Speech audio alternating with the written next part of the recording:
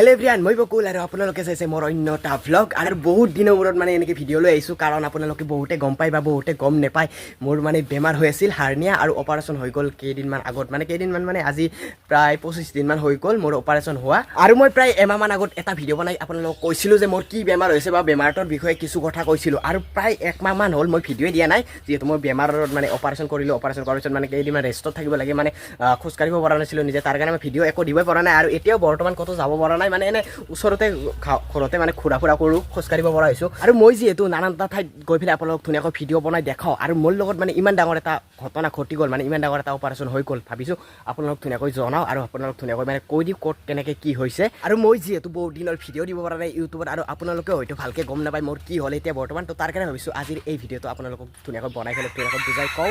বৰ্তমান বাৰু মই 70% সুস্থ হৈছোঁ, যিহেতু মানে আজি প্ৰায় 25 দিনে হৈ গ'ল অপাৰেশ্যন হোৱা। আৰু যদি আপোনালোকে মোৰ সেই আগৰ ভিডিঅ'টো চোৱা নাই, তেতিয়াহ'লে আপোনালোকে বুজি নাপাব হাৰ্নিয়া বেমাৰনো কি। ময়ো বুজি পোৱা নাছিলোঁ, যেতিয়া মানে মোৰ প্ৰথম শুনিছিলোঁ মোৰ মানে হাৰ্নিয়া বেমাৰ হোৱা বুলি। আৰু বহুতে চাগে এনেকৈ ভাবে এই বেমাৰটো অকল পুৰুষৰ হয় বুলি, বা পুৰুষৰ অণ্ডকোষৰ বেমাৰ বুলি। কিন্তু এই বেমাৰটো কোনো অণ্ডকোষৰ বা অকল পুৰুষৰ বেমাৰ নহয়, এই বেমাৰটো ল'ৰা ছোৱালী সকলোৰে হ'ব পাৰে। আৰু এই বেমাৰটো মেইনলি পেটত হোৱা বেমাৰ, মানে পেটৰ যিবোৰ মানে মাংসপেশী, এইবোৰ যিবোৰ আমাৰ পেটৰ মানে যিটো আমাৰ পেটৰ যিটো মানে থোলৰ দৰে অংশ, মানে এইটো যিটো মানে থোলৰ দৰে অংশ, এই মানে ছালখনৰ তলত যিহেতু মানে মাংসপেশীবোৰ আমাৰ সকলোৰে থাকে, মানে বহুত ডাঠকৈ।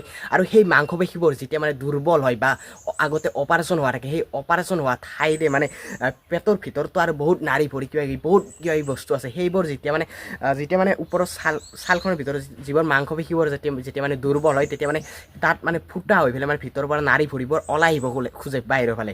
ঠিক তেনেদৰে মানে পেটতো হয়, পিঠিৰ ফালে হয়, কেতিয়াবা মানে, আৰু এই অণ্ডকোষৰ ওচৰতো হয়। ঠিক তেনেকৈ মানে মোৰ অণ্ডকোষৰ ওচৰতে হৈছিল, মানে সৰুকৈ এটা ফুটা হৈ পেলাই মানে ভিতৰৰ পৰা নাড়ী এনেকৈ ওলাই আহিছিল, বা ওপৰৰ ছালখনৰ কাৰণে মানে বাহিৰলৈ একদম ওলাই আহিব পৰা নাছিল। ঠিক তেনেকুৱাই হয় এই বেমাৰটো, মানে ইয়াকে কোৱা হয় হাৰ্নিয়া। আৰু হাৰ্নিয়া বেমাৰটোৰ বিষয়ে আগৰ ভিডিঅ'ত ধুনীয়াকৈ কৈ দিছোঁ, এই ভিডিঅ'টোত অকণমান থুলমূলকৈ আপোনালোকক কৈ দিছোঁ। আপোনালোকে আগৰ ভিডিঅ'টোত গৈ পেলাই চাব পাৰে, এই ডিছক্ৰিপশ্যনৰ লিংকটো দি থৈ দিম।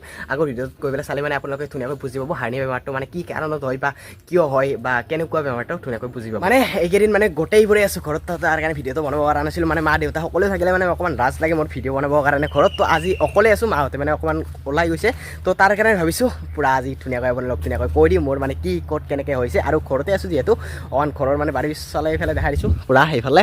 এই বেমাৰটো মই চিকিৎসা কৰাইছিলোঁ মানে গুৱাহাটী মেডিকেল কলেজত, আৰু তাতেই হৈ গ'ল মোৰ অপাৰেশ্যনটো। এতিয়া মানে আমাৰ জীৱনত বেয়া দিন আহে, একদম চাৰিওফালৰ পৰা বেয়া দিন আহে। আৰু মোৰ যেতিয়া মানে অপাৰেশ্যন হৈ পেলাই ঘৰত আহিলোঁ, অহাৰ 3 দিন পিছতে আমাৰ দেউতা আৰু ই ৰিক্সা চলাব, যিহেতু মানে ই ৰিক্সা চলাব গৈছিল, যাওঁতে মানে তেনেকৈ কিবা কৰি ই ৰিক্সাখন মানে পাল্টি হৈ পেলাই দুডাল হাড় ভৰি ভাঙিলে। সেনেকৈ মানে ভৰি ভাঙি মানে আজিও মানে ঘৰতে পৰি আছে, একদম বেয়া দিনে চলি আছে। আমাৰ মাৰো বেমাৰ হ'ল, মোক মেডিকেলৰ পৰা অহাৰ পিছত মাৰ দেউতাৰ মোৰ গোটেইকেইটা, আৰু মোৰ বেমাৰ হোৱাৰ আগে মানে আমাৰ সৰুৰো মানে চকুৰ অসুখ হৈছিল কিবা, এনেকৈ মানে গোটেইকেইটাৰে বেমাৰ আৰু চলি আছে আমাৰ ঘৰত। নাজানো বাৰু কি হৈছে আমাৰ ঘৰখনৰ লগত, আৰু ভগৱানে বা কেতিয়া আমাৰ এই বিপদবোৰৰ পৰা মুক্তি দিয়ে। যদিও মই মানে 70% সুস্থ হৈছোঁ, তথাপিও মানে এতিয়াও মানে মাথাটো বহুত বেছি বিষাই থাকে। মানে ডক্টৰে কৈছিল বাৰু, সেই যিহেতু মানে মোক বেহুচ কৰা হৈছিল, মানে গোটেই বেহুচ কৰা নাছিল, অপাৰেশ্যন কৰোঁতে আধা বেহুচ কৰিছিল, ইয়াৰ পৰা মানে নাভিৰ পৰা তলৰখিনি বেহুচ কৰিছিল।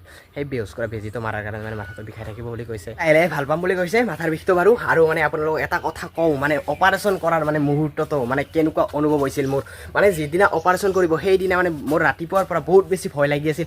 এনেকুৱা ভয় মোৰ এদিনো লগাই নাছিল, মানে আগতে বহুত বেছি ভয় লাগি আছিল। পূৰা অপাৰেশ্যন হ'ব আজি, যিহেতু মোৰ মানে কাটিব পেটতে হওক বা য'তে কি নহওক কাটিব, তো তাৰে বহুত বেছি ভয় লাগি আছিল। আৰু সেইদিনা মোক অপাৰেশ্যন কৰাৰ দিনা প্ৰায় 12জন মানুহ অপাৰেশ্যন কৰিছিল, আৰু মোক মানে 3 নম্বৰতে মাতিছিল। আৰু ধুনীয়াকৈ মানে আমি মানে তাত 7:45 মানে গৈছিলে, য'ত মানে অপাৰেশ্যন কৰা তাত মানে লৈ যাবলৈ গোটেইখিনিলৈকে বহিব দিছিল।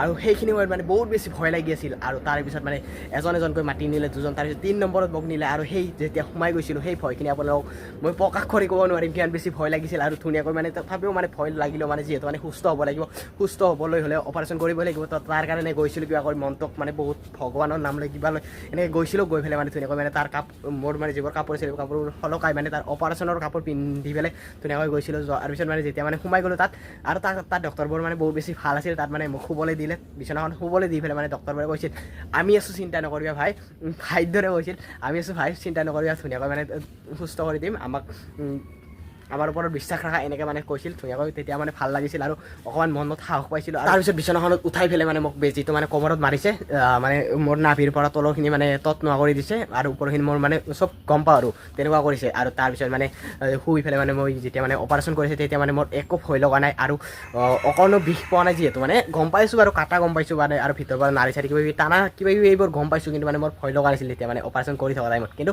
অপাৰেশ্যন কৰা আগত মানে বহুত বেছি ভয় লাগিছিল আৰু অপাৰেশ্যন কৰি থকা সময়খিনিত মোৰ অলপো ভয় লগা নাছিল আৰু ডক্টৰ বোলে মানে মাজে মাজে কাহি পৰিছিল আৰু কিবা কিবি কথা সুধি অপাৰেশ্যন কৰিছিল আৰু বহুত বেছি ভাল পাইছোঁ ডক্টৰকেইটা মোক যিকেইটা ডক্টৰে মানে অপাৰেশ্যন কৰিছিল আৰু মোৰ চকুত বাৰু কাপোৰ ঢাকান দিছিল দি পেলাই মানে অপাৰেশ্যন কৰিছিল মই যাতে দেখা নাপাওঁ মানে কাটিলে মোৰ সেইবোৰ দেখা পালে মোৰ অকণমান মানে ভয় লাগিবতো তো তাৰ কাৰণে কাপোৰ চকুত ঢাকান দি পেলাই ধুনীয়াকৈ মানে অপাৰেশ্যনটো কৰিছিল প্ৰায় এঘণ্টামানৰ ভিতৰত মানে মোৰ অপাৰেশ্যনটো হৈ গৈছিল মানে মোৰ অপাৰেশ্যন যিদিনা হৈছে সেইদিনা মই অকণো কষ্ট পোৱা নাই বা অকণো দুখ পোৱা নাছিলোঁ মোৰ কাটা চিঙা এইবোৰ কিন্তু নেক্সট দিনাৰ পৰা আচল বিষ আৰম্ভ হৈছিল মানে যিবোৰ অপাৰেশ্যন কৰা ঠাই সেইবোৰ মানে বহুত বেছি বিষাইছিল মানে খোজ কাঢ়িব নোৱাৰিছিলোঁ উঠিব নোৱাৰিছিলোঁ মাহঁতে ধৰি পেলাই উঠাই দিব লাগিছিল আৰু এনেকৈ মানে ধৰি লৈ যাব লাগিছিল পেচাব কৰিব কিবা থুলমূলকৈ মোৰ বেমাৰৰ কাহিনীটো আপোনালোকক বুজাই ক'বলৈ চেষ্টা কৰিলোঁ আৰু আপোনালোকে বুজি পাইছে নে কমেণ্ট কৰি জনাব আৰু আপোনালোকে আশীৰ্বাদ কৰিব যাতে মই অতি সোনকালে এই 70%ৰ পৰা 100% মানে সুস্থ হৈ লওঁ আৰু আপোনালোকৰ লগত পুনৰ আগৰ দৰে ভিডিঅ' বনাব পাৰোঁ তো আজি ভিডিঅ'টো আছিল যদি ভাল পালে তেনেহ'লে লাইক কমেণ্ট শ্বেয়াৰ কৰিব আৰু যদি কোনো নতুন কিছু প্লিজ ছাবস্ক্ৰাইব কৰিব আৰু এটাকৈ শ্বেয়াৰ কৰি দিব মই মানে বহুত দিন যিহেতু মানে ভিডিঅ' দিয়া নাই বহুত মানে ডাউন পৰি গৈছে চেনেলটো অকণমান শ্বেয়াৰ কৰি দিব তো বাই বাই নেক্সট ভিডিঅ' লগ পাম তো বাই বাই